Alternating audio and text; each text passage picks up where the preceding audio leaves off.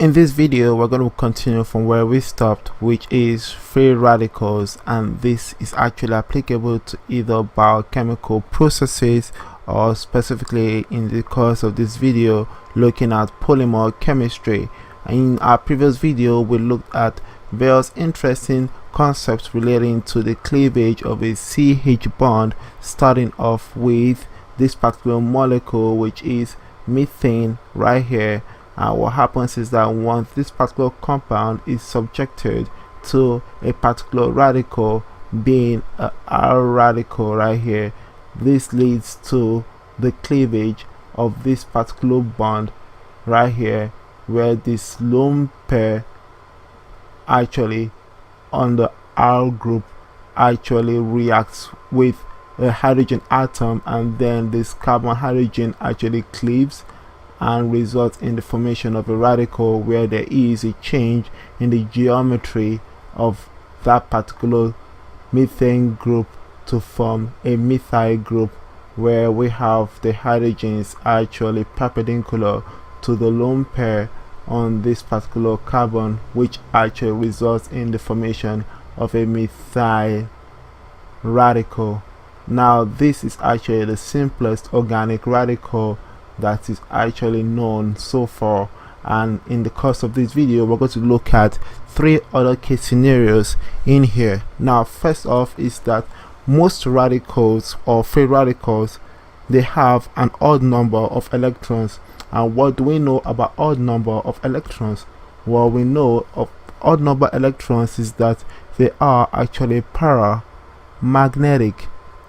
Therefore this molecule actually is sensitive to any magnetic field. However, if you have an even number of electrons, you're most likely a diamagnetic. So in this particular case, an odd number of electrons means that you have an unpaired electron in one of your orbital. Therefore this causes a spin, and that we're going to talk more about that in future videos, and that results in that being actually affected in a magnetic field. So another one we need to take note of is that free radicals, they mostly undergo an homolytic bond cleavage, and homolytic bond cleavage is actually an interesting concept we talked about on our previous video, where we actually focus more on the cleavage of a particular bond with the help of a particular type of process, either photochemically or thermically.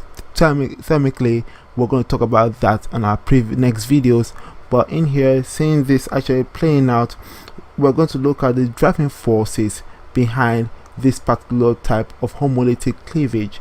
Driving force is actually looking at the weak bond aspect. Now the weak bond aspect has 3 main ways by which you can actually facilitate that particular type of homolytic cleavage with respect to one weak bond. One step is looking at this particular functional group where we have a peroxide right there, and a peroxide, what we recognize is that this particular bond, which is the weakest bond, the O single bond O, reveals a cleavage of that particular bond, where we actually have the release of 2 radicals right there, and what that results in is the formation of our product, where it's actually enhanced at room temperature. Reason is because this bond, which is actually measured to be around 40 kilojoules per mole of energy, is actually the right amount of energy at room temperature for it to actually cleave and result in the formation of 2 of the RO radicals. So in order for you to prevent this particular degradation of this particular compound, what you need to do is put this particular compound below room temperature, which is less than 25 degrees Celsius, either in a fridge or so as to preserve the longevity or the shelf life of this particular compound right there. Now next one we're going to look at is another driving force behind this cleavage of a particular weak bond, which is an azole.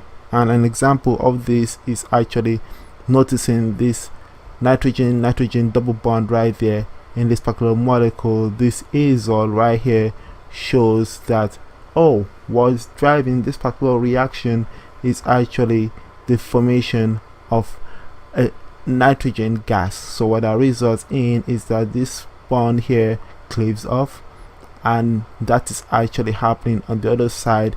And what happens is that these two lone pairs become budding pairs, and that results in the formation of our product, which is actually facilitated by the release of a nitrogen gas right there. And that is about it for this particular aspect.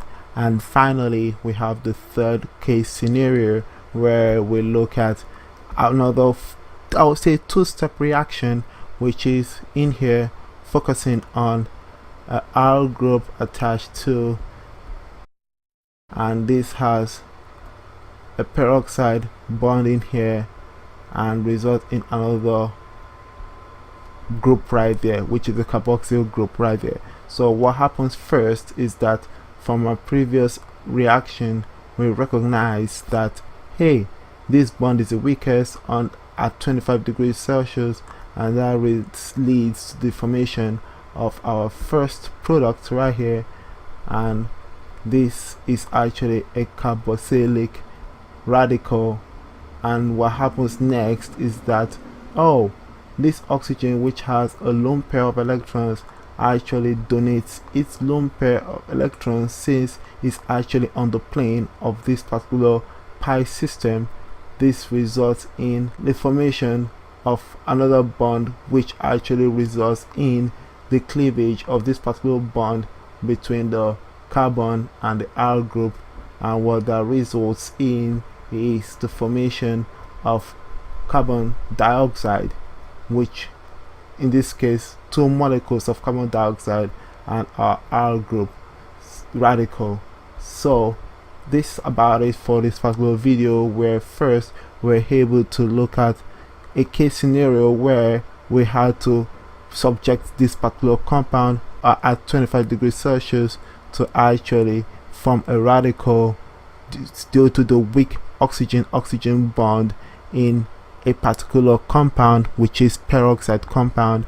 And the other case scenario is the release of nitrogen gas, which is a stable gas in this particular case, from azole right here. And finally, the release of a stable gas again, which in this case is carbon dioxide, which results in the formation of radical. So all these radicals will be used to actually facilitate any free radical reaction in order for we to form more bonds or to activate reactions like this to actually give our resulting growth of chains, starting off with the generation of something like this right there. So all the same, please hit a comment down below, let me hear your thoughts about this and many more. By that way I can talk to you all later. Stay smart and believe in yourself.